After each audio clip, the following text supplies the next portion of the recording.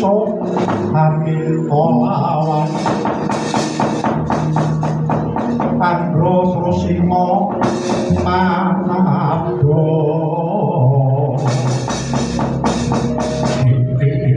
ladalah Om Tetewan Kaludra Raja Mandhik Dewaku mestine aku wis ora bakal tundha Bima nggonku napa cane Rama Bukulun sandhang Bathara Guru sambung rapete kelawan cadhong panganku wujude wong Sukerta ya sadasar aku pirang-pirang dina ora mangan daging lan ngokop getih nrungsa Sukerta coba dina iki aku ledang lun-lunan sapa ngerti nyandung rejeki kepethuk karo menungsa sing klebu Sukerta bakal tak kadah kala mangsa nanging sadurunge aku bakal maku supaya ora katon juare aku bakal salin busana supaya ora ngawistarani yen ulun iki sandiwang Bathara Kala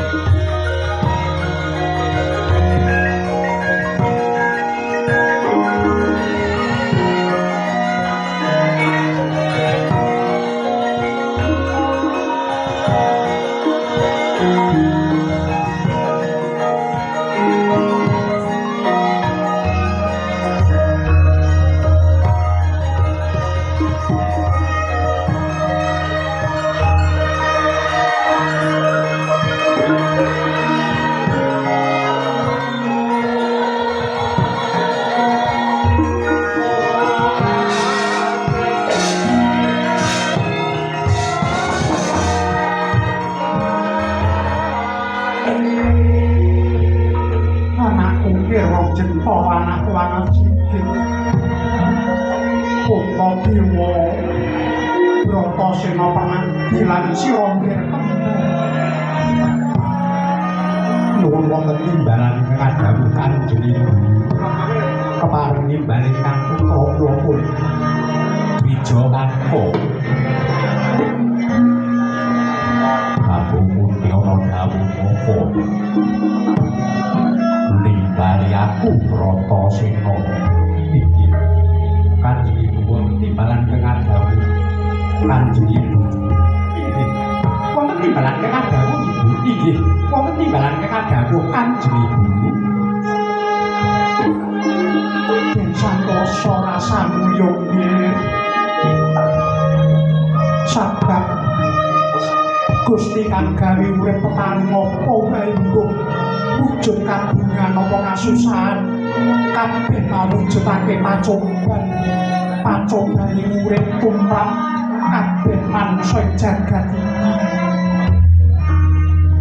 iki yen donga lan panuwunmu ana ngasane Gusti kang karya jagat keparengake utawa dikabulake tegese jeneng sira iku diuji sepira rasa syukur kunjung ngasodan kang wendan nanging yen durung dikeparengake tegese sira diuji rasa kesabaran ira dene yen ora dikeparengake tegese sira diuji sepira gedene rasa keyakinan ira marang panjenengane luwih-luwih pendowo dina iki sira kabeh wis kasembadan antuk kamukten wujude nang negara Indra Prasta beteke sira golek kamukten muktekake marang keluarga munggahe kanggo ngayomi marang kabeh kawula Indra Prasta inggih Kanjeng Ibu awit saking tekadipun kadang kula Yayi Bratasena anggenipun babat alas mertani sesarengan kalian para kadang satemah para Pandhawa saged manggihaken kamukten wujude negari Indra Prasta iya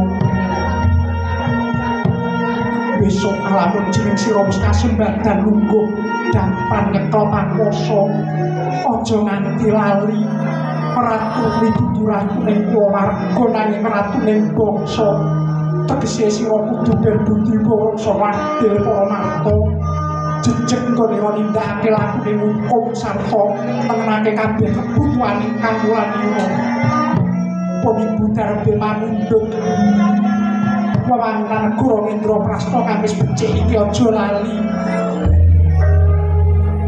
kanggo ngawekani kang butuhake para kawulanira kudu jejeg nggone nindakake lakune hukum sarta nengenake kabeh kabutuhane kawulanira yo nggih sabanjure para Pandhawa ucap-ucapane sira para Pandhawa 5 menika bocah Sukerta Suker tegese reget dene regete raga dudu regete raga nanging regete urip mula becik sira kabeh daya-daya resik dirimu kaya pangkuwatan yo nggih wah kabeh Bratasena piye dadi wong aja gampang uga turun upama Pandhawa dianggep wong Sukerta ya wis ben arep tak tekati arep tak andhemi yen pancen Pandhawa dikodrake dadi wong Sukerta kabeh suwede kersane sing gawe urip kodrat karo radak mesti menang kodrate bejo cilaka bukti apa mati wis dadi garis sing kepestek ngopo kudu tak golek panurwatan Bratasena apa miturut naluri kuna mangkunane leluhurmu yo eyang-eyangmu biyen uga nindakke kaya empuk mang kala apa yen para putra wayah kabeh padha nalurekake kasih para leluhurmu biyen pun ibu wis nglakoni napa ya kowe nanging kowe durung nglakoni tuwa kaya aku Poniku percaya marang kasantosane lairmu nanging ora ana klerune manungsa kudu ngudi kasantosane batin yo nggih. Bratasena bareng kanan wowo. Aja pisan-pisan siap diandonggo marang dawuh pangandikane Kanjeng Ibu. Ngendikane para sesepuh wong tuwa wadon iku ibarat Allah katon. Elinga ya di para Pandhawa nganti kelakonan tuk kamunten negara Indra Prastaya amarga donga pangestune Kanjeng Ibu. Kula becik sendika dawuh marang ngandikane Kanjeng Ibu ya Yayi. Wah, yo manut.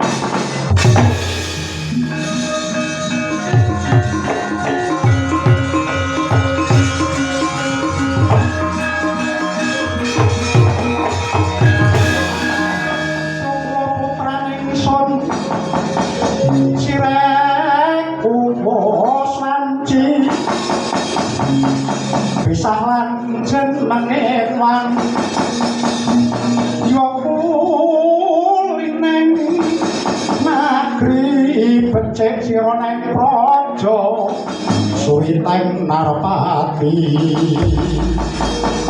nanging to kasing mangga pegateki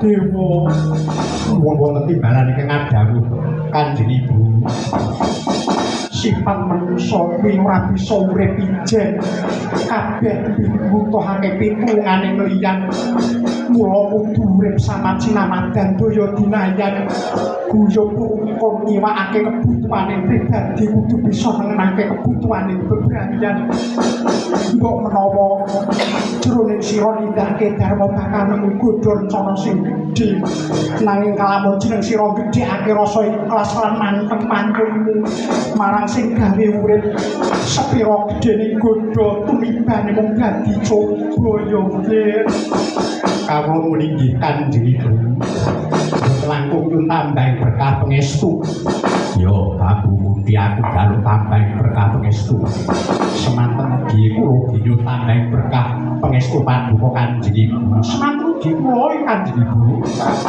tambahi berkah pangestu inggih kula nyuwun tambahi berkah pangestu Ibu yen yo ngira pendhawa netepana tembung ing lair mugi kardi ing batin Angesti Gusti muga-muga para Pandhawa rahayu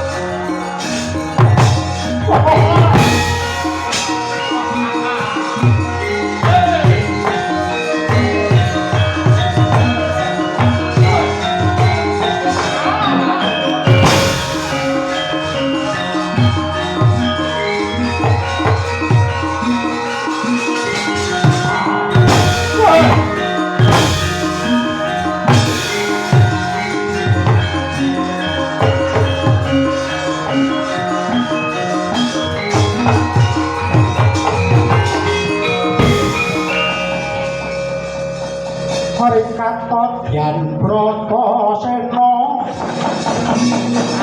tanpa oleh kang pintulu abdi sarira hangwa tumong dekwa sindar jojo yen ngandika gereng-gereng pindha kuntur Jwata panenggak Pandhawa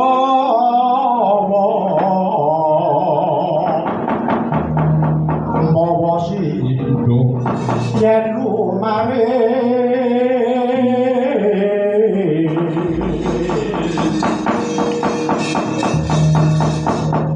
wah sawetara lakuku iki kepranggul bocah nom-noman sentosa birawa awake ayo ngaku kowe jenengmu sapa Gus yen kowe tabuh marang aku Panenggak Pandhawa Bratasena kowe panenggak jenengmu Bratasena kowe Pandhawa ya ora tedhe ngaling-aling wah iki entuk pangan Pandhawa iki cacahe 5 lanang kabeh iki klebu bocah Sukerta dadi cadhok pangane Bathara Kala wah dening cah 5 lanang kabeh aja genang-geneng ngaku kowe sapa aku Sanjang Bathara Kala Bratasena apa kowe kuwi klebu wong Sukerta yen aku Sukerta kapake jinadang dadi pangane Bathara Kala mula manuta bakal tandhah kala mangsa swarga nawi hayu yen pancen arep golek gendang sekara karo Pandhawa para cobanen legane atiku ibarat walang ditotol pitik sak oleh-olehku bakal nyentik wah arep budi sembadani bangga tak rampungi maju tak idak kelakmu mati dening aku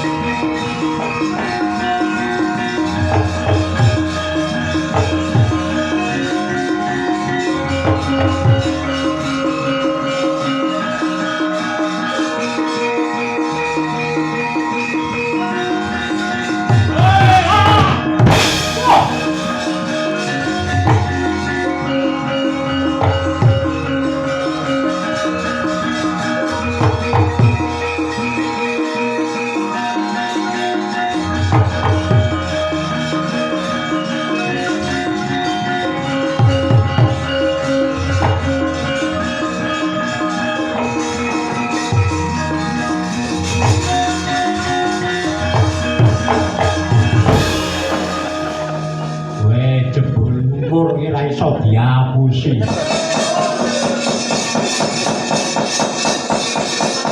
Umur ki nek kepalan 6 iki ternyata. Boleh. Ya.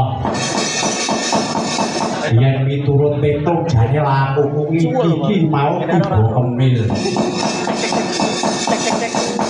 Riyak nangkep junto kemil. Udune petunge tiba mangan. Ini kok dijotosi wong malah. Ya. Bratasena. Sawangen ulun Bathara Kala. Dewane Ngantaka. Maju kokop getih tak untal malang wandhamu. Ah!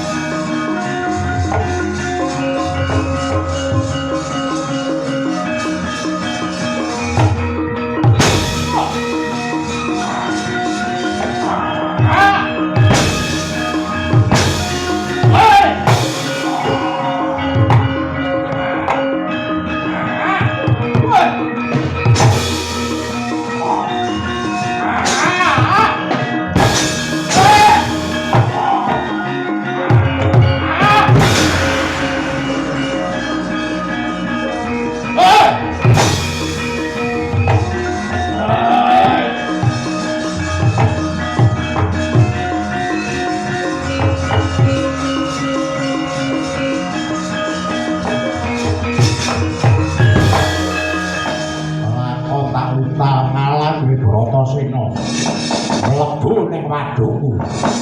Ayo. Pandhawa ki cacahe 5 ndi tunggale.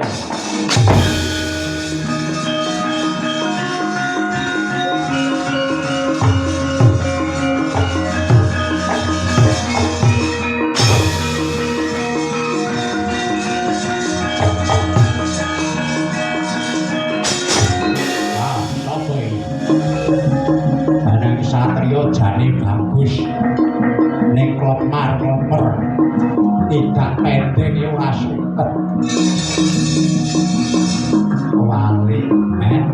wali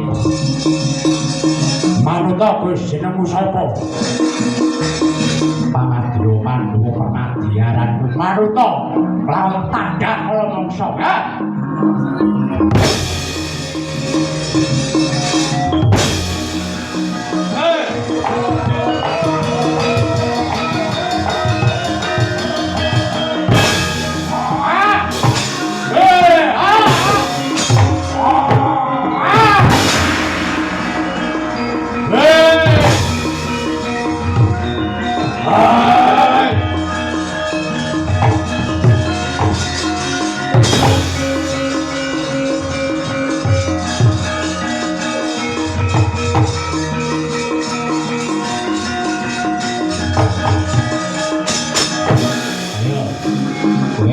cilik-cilik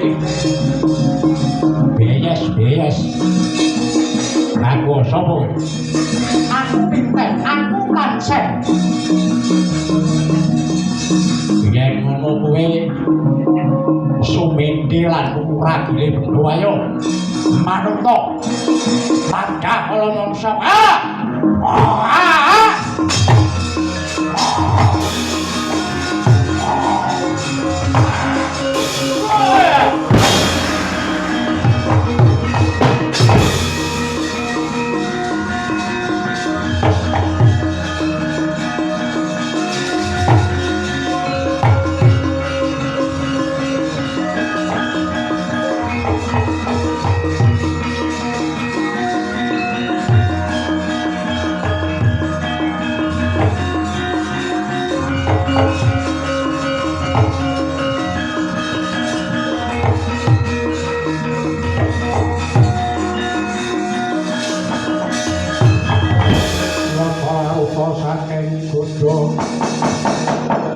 sang kuro kloyen Pranamutusa sang Sri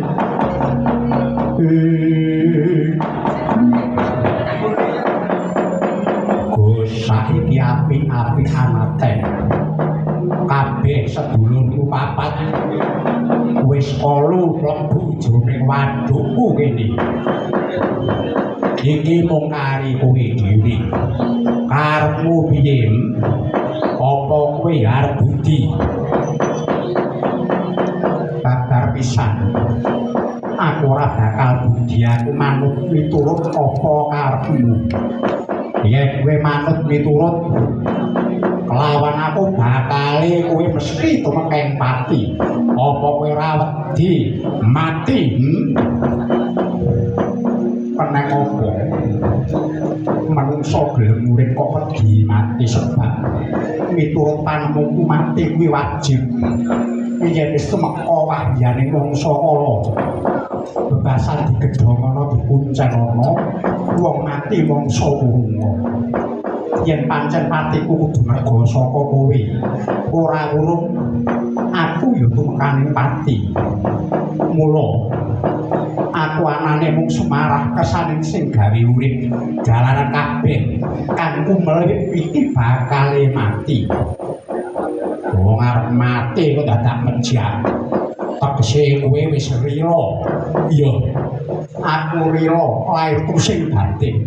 Bathara kala yen aku arep mangsa mara mangsanen kelak unta malang kowe Puntadewa.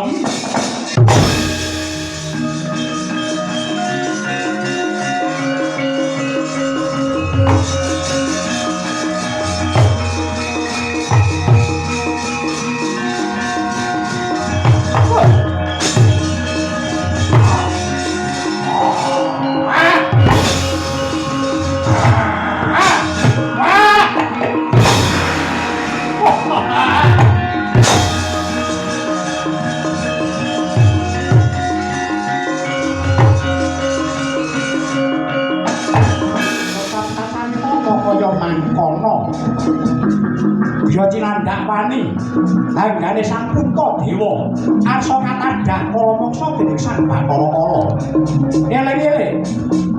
Eling-eling Sang Puntadewa satriya suci rila gawa tandhing batin printen dalu agung pasrah ngagungake dhateng kemaring kakaken jagat wauta sareng sinandak dumugi lebeting tutuk kaya antuk welaking Gusti kedadak anggane Sang Puntadewa mandheg ana gurunging Bathara Kala.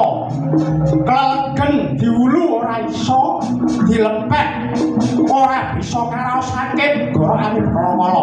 Sateman bulung koming ngolang aling sambat narunapuk sambat Bathara Kala. Aduh nanti awak.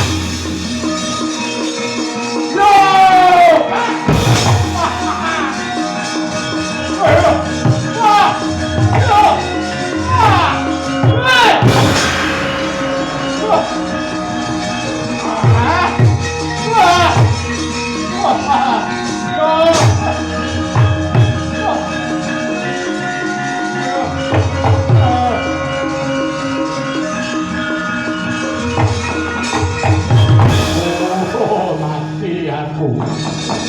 Wah, kedewasan.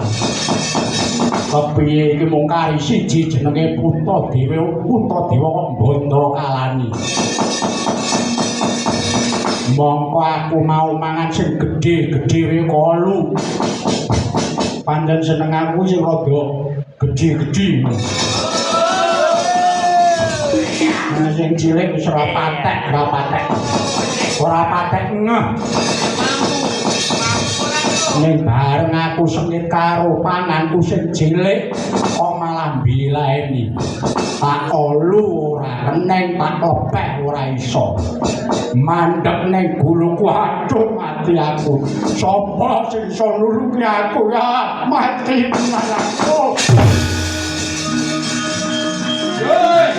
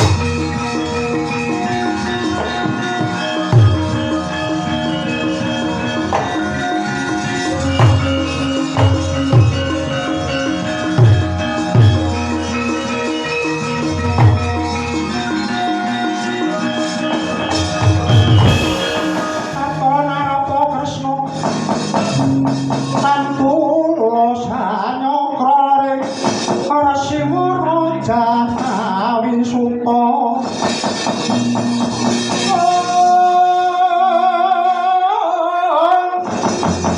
kang munggah kalih rata Panjer tumiyangaken geni kang sarotama tan marta magawe pupuk guna sang resi Kakang Badranaya mula simbol katone dina iki Kakang Semar kok ayem bae mongko Pandhawa dina iki ana jroning pacumban tegese antuk rubeda karidu dening Sang Hyang Bathara Kala katone Kakang Semar kok kaya wis ikhlas yen Pandhawa dadi panane Bathara Kala apa ya ngono Kakang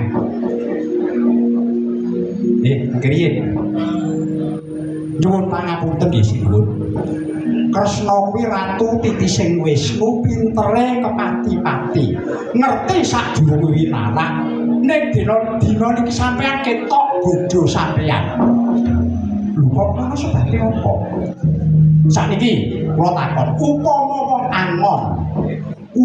wong angon sing angon Pandhawa niku sinten sing angon Pandhawa kuwi Prabu Kresna ibarat kereta jaran sak kusirik lah sakniki pitakone kereta jarane entuk kacilakan kok kusire maneng mawon niku pripun lho niku kusir apa kaya ngoten niku entek-entekane sampeyan rak mung arep pasrah kalih kula to ya nggih ngoten mboten kula pun mudeng kula pun krasa yen ajeng pasrahi pancen kula jarak ibarate Pandhawa niku bocah sekolah ben ujian ben nampa pacoban nek yen pacoban niku ditampa kanthi ikhlas tulus legawa niku margane kamulyan Pandhawa bakal bisa nindakake dharmane ngaten mengkono Kakang Semar nggih sampeyan ampun sering nggih tak lekke bodho ora Kakang yen sing elek-elek Kakang Semar ibarat aku antuk kepiring alah niku padune sampeyan iki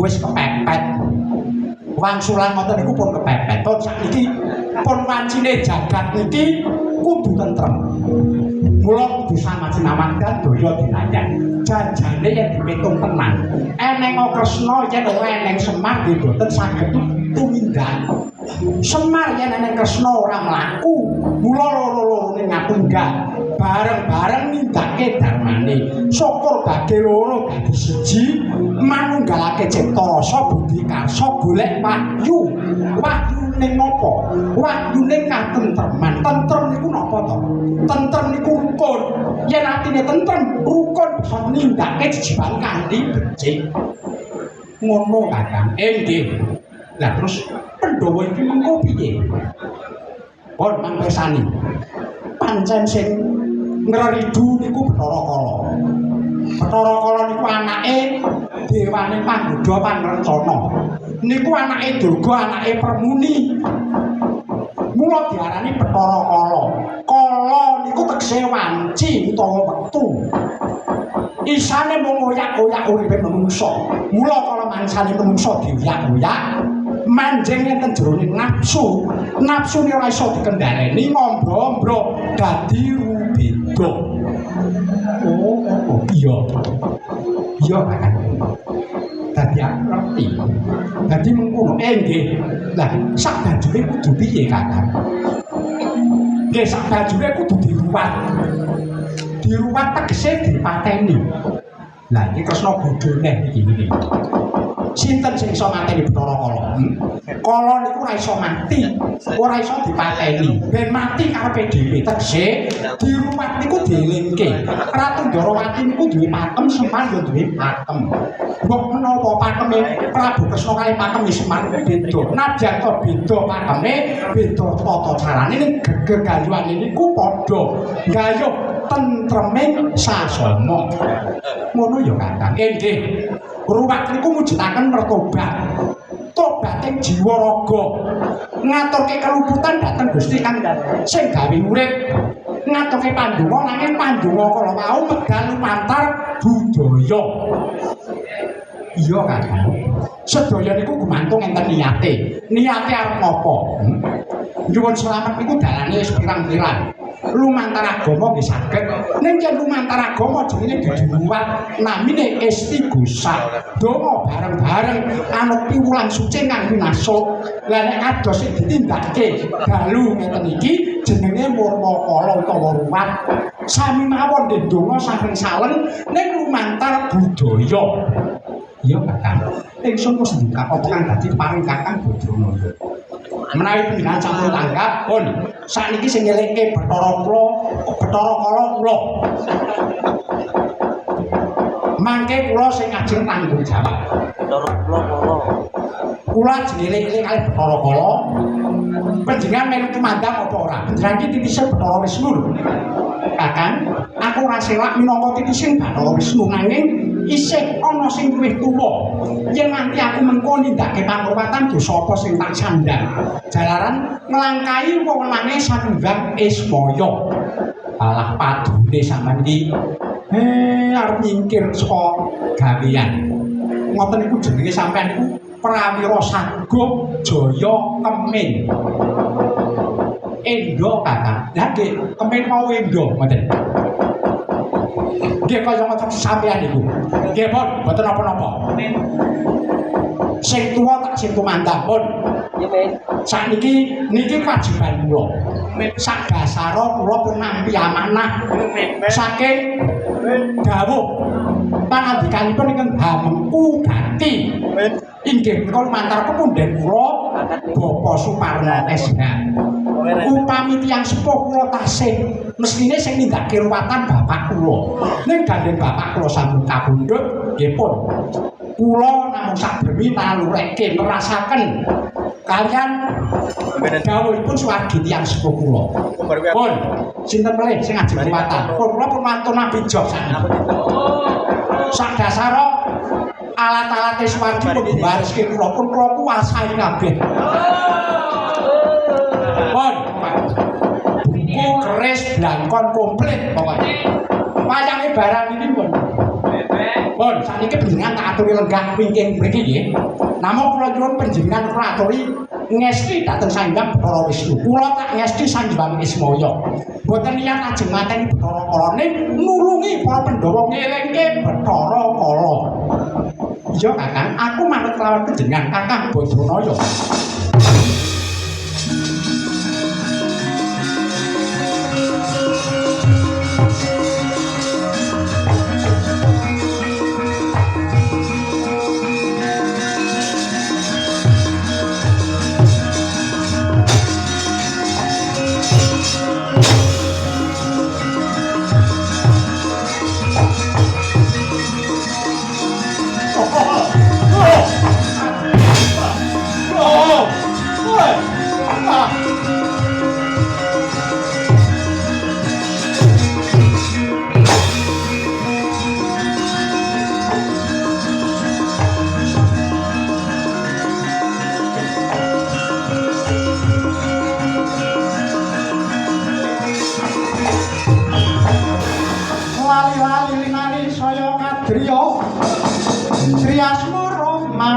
Risaka dirate raten ratuning wong cakra kembang kembang jaya kusuma mugi asih mring kula.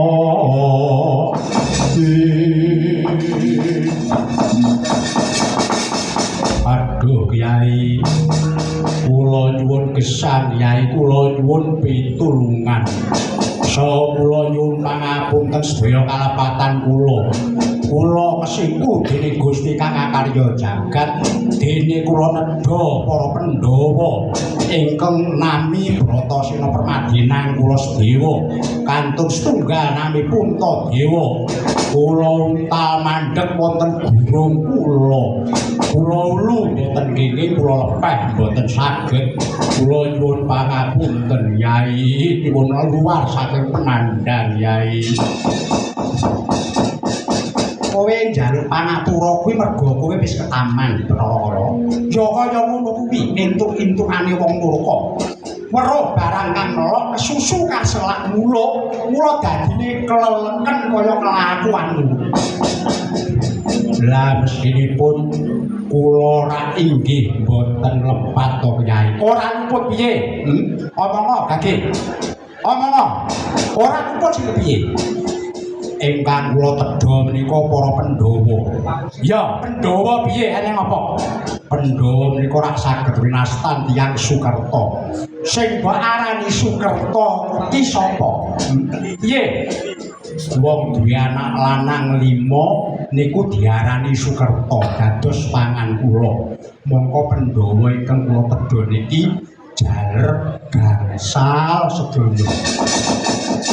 Lah nek sing dibangeti rak cacahe to kudune rak gangsal iku jaler sedaya.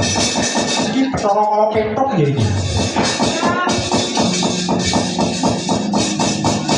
Sing dibangeti kok malah cacahe kudune rak ya gangsal kuwi jaler sedaya. Yen kowe iki durung ngerti becik takono, yen kepengin pinter kowe sekolah. Weruhe kanthi takon bisane jalaran tiru-tiru dadine kelawan temandang. Becike mergo tuwajuh lan kulino. Yen durung ngerti takon, tabayun kudu ora. Inggih Kyai. Mula kowe keleken mangan mergo manganmu kuwi kleru. Lentunipun rumangsamu Pandhawa sing mbok pangan mau kuwi wong Sukerta ngono. Tak kandhani ya. Tak kandhani Bathara Kala. Sing diarani Pandhawa 5 Sukerta kuwi ngene. Upamane aku duwe bojo, karo bojoku duwe anak cacahe 5 lanang kabeh. Lah kuwi diarani Sukerta. Lah menawi Pandhawa ingkang menika, lah Pandhawa sing mbok pangan kuwi mau genah mboke loro kok. Coba buta goblok kowe, cetha ora tau delok wayang kowe.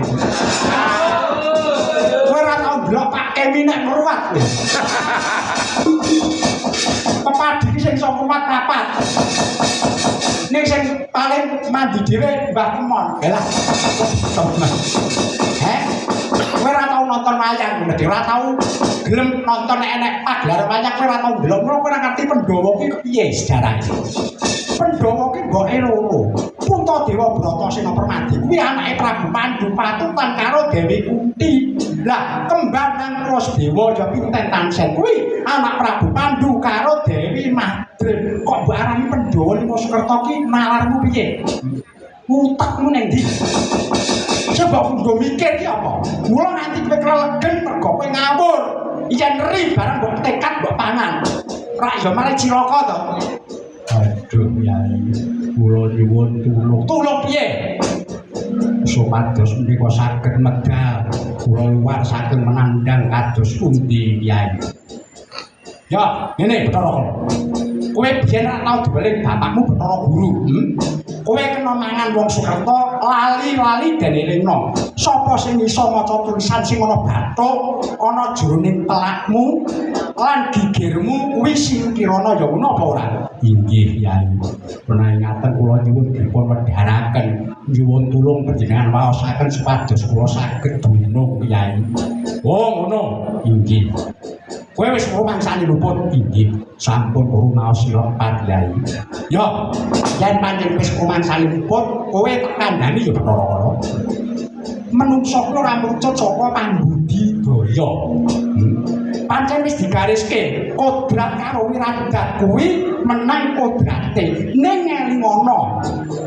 Ngelingono ana wujude pambudidaya, ana wiradat. Najan entek-entekane menungso kuwi sing sumendhe marang jagake kodrat. Ning ana wiradate, ana pambudidaya. Contone wong lara yen pancen jagake kodrat kok ya wis rasa ditambahke. Nek menungso rak diwenehi nalar kang mulur. Yen lara ya ditambahke dhisik. Tegese menungso aja ya kuwi nggone pegat marang pambudidaya. Gusti sing gawe urip ora bakal ngowahi lelakone menungso. Yen menungso ora gelem ngulir budi. Inggih. Ngestakaken dawuh Kyai. Wis, dina iki kepengin tau dari wetengmu. Muga dadi pengeling-elingmu ya Bathara Kala.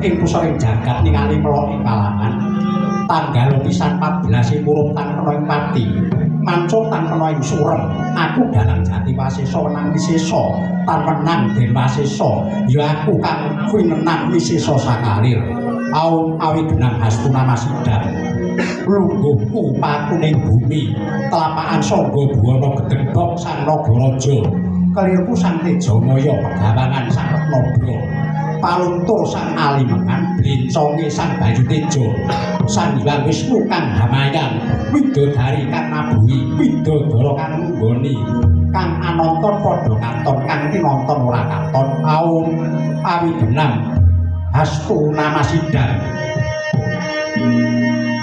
wilahe prayogana ana geni saka wetan putih rupane geni apa pakaryane geni Anglebura lara ruga lara geng lara widena saliring lara trimala 7 teluh tarik nyono budhuk edanayan buyan kusaba geni saka wetan wilahe prayoganira ana geni saka kidul ambang rupane geni apa pakaryane geni Anglebura lara ruga lara geng lara widena saliring lara trimala 7 teluh tarnyana budhuk edanayan buyan kusaba geni saka wetan wilahe prayoganira ana geni saka kulon kuning rupane geni apa pakaryane geni Anglebura lara ruga lara geng lara widena saliring lara trimala 7 teluh tarnyana edanayan buyan kusaba geni saka kulon wilahe prayoganira ana geni saka lor ireng rupane geni apa pakaryane geni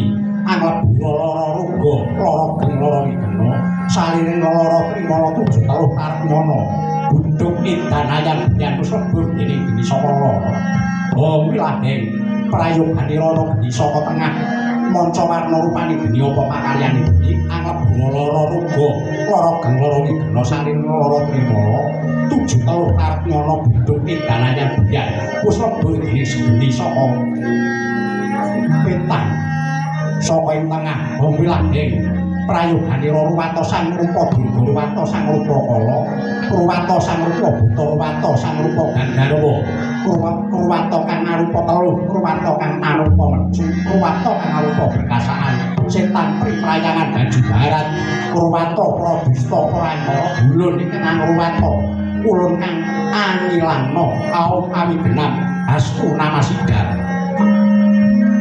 Bathara Kala wonten dawuh Hyang.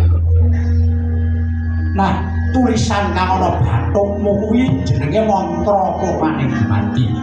Lajeng meliput kados pundi Yai? Unine mengkene. Prayoganira Sandhang Akasa lan Pratiwi Wijeyoganira sang agilang-gilang ing siti buwat aning samudra umambang lembah-lembah ana daging dudu daging ana getih dudu getih aranmu sang memale kama salah akhir saki lumaya kadhelmani mus samustika ya murup mangarap-arap nekaken Prabawa ketuk lindu lan prahara Yesus gong aliweran geter pater tan pantara murup ingkang kala rudra gesang aneng Triloka muni weh kan Patrapara Cakra saking Sanghyang Jagat Girinata awi genamastu Purnama Sidi wong namu Namaswaha lajeng ingkang wonten lebeting tutup tulisan sing ana jroning tutupmu kuwi kena denarani mantra sastra tekak utawa sastra telak dene unine mengkene awi genang hastuna masidhan Sangkala lumereng sangane lara Wisnu kena ing lara lungguh ing otot lan amperu kang lara mulya dening Bathara Brahma Brahma kena ing lara lungguh aneng ing getih lan ing daging kang lara mulya dening Bathara Guru Bathara Guru kena ing lara lungguh ing tutuk kune malumah lan sarandunge awak kang lara mulya dening Sanghyang Menang tan kena ing lara maring Sanghyang Tunggal kumpul panunggalane rasa tunggal lan jati tunggal lan rasa jati mulya saking kang kawasa awi genap hastuna masidhan lajeng ingkang wonten bodho Nyai kang ana durda sinebut mantra sastra pedhati ya raja kala cakra kuwi tulisan 8 16 sak maknane unine mengene aum awi gelang astu namasida Yama Raja Jaramaya ya marani Niramaya ya Sirapa Palasiya ya Midura Radurya ya Midosa Sadurya ya Dayuda Dayudaya ya Siyaca Cayasiya ya Sihama Mahasiya werdine ngene Bathara pangrencana padha marya sing arep sapa tumindak alaja tumeka kang ankani ilanga kalyanira kang sapa ketemu marang ingsun kaukulan kang marai luwe amarkana sing sapa bakal gawe gelo malah gawe lega kang gawe melarat anyugihna sing sapa kang niat gawe tuna malah ngrejekena kang nyikara marya nang saya sing sapa niat arep ndhasikara malah gawe bejo kang amrangi laruta kekuwatanira sing sapa niat dadi mungsuh ilanga kasektenira kang para cidra padha kogel welasa sing sapa mitenah aja tega tuwa welase kang dadi ama padha nyingkira baliya maring ngasarira aja padha ngrusak lan ngrusuhi mekaten Kyai iya lajenge kang wonten gigir mungkura tak wacane inggih Kyai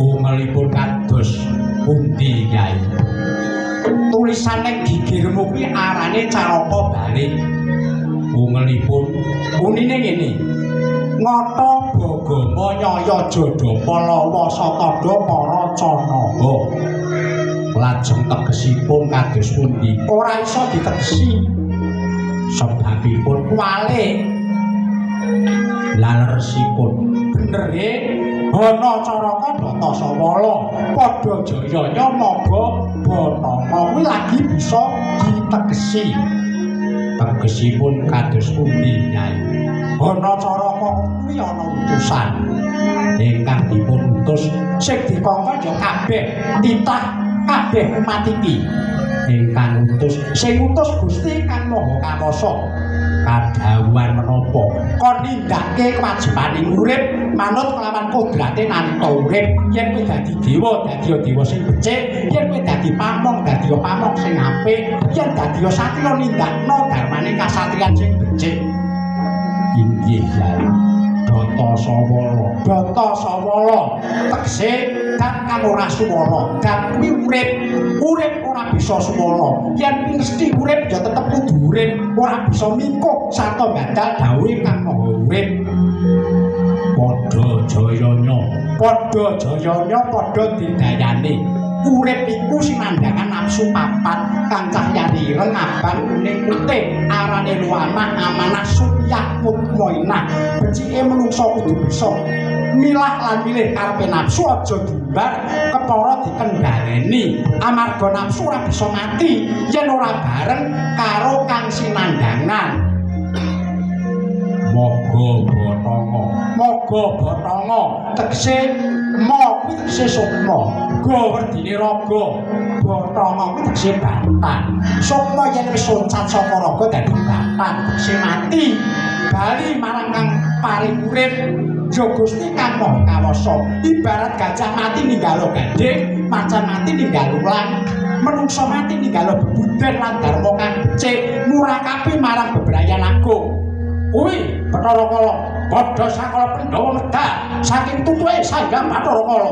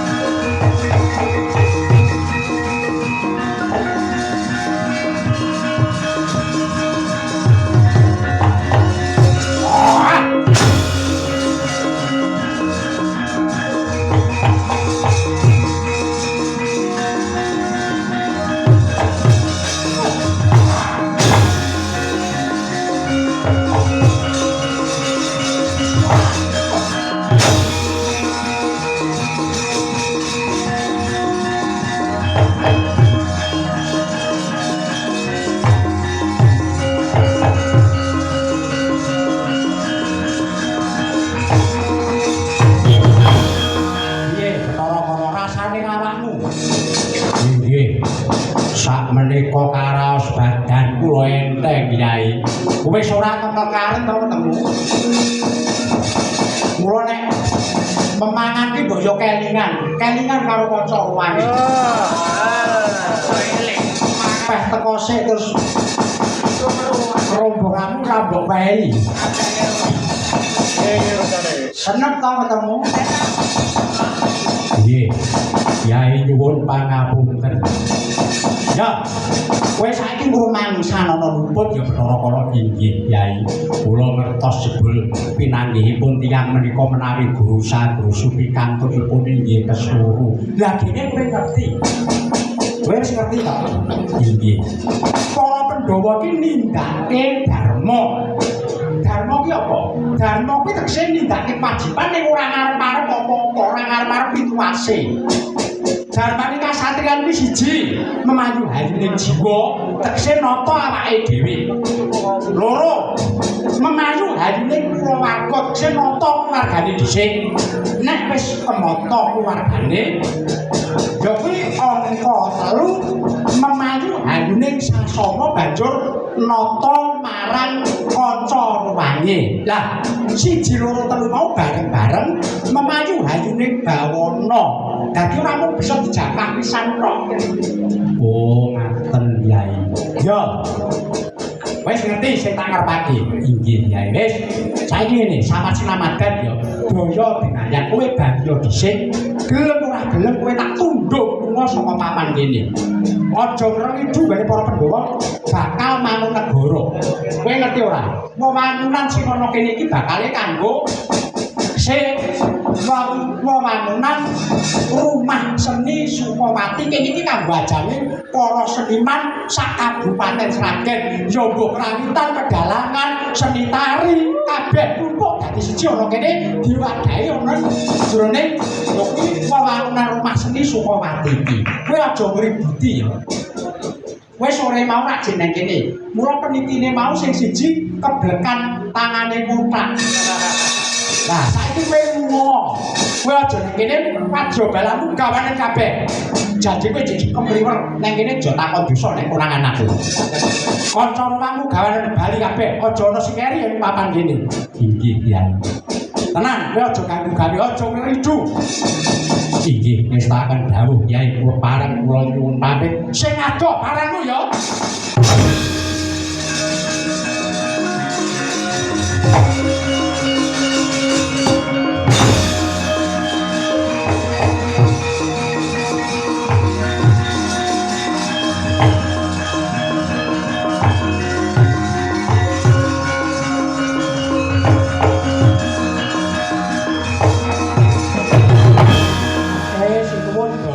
Dalasan dikala momongan para Pandhawa. Monggo tentreme jagat raya menika kedah manunggalaken tekad. Ing antawisipun Sri Ndrawati para Pandhawa kaliyan kula. Iya, Kakang. Sri Ndrawati minangka suryaning jagat. Momongan kula para Pandhawa menika minangka kembanging jagat. Lah, dene dapukan kula dadi talining jagat. Muga tentrem jagat raya sak isine nggih.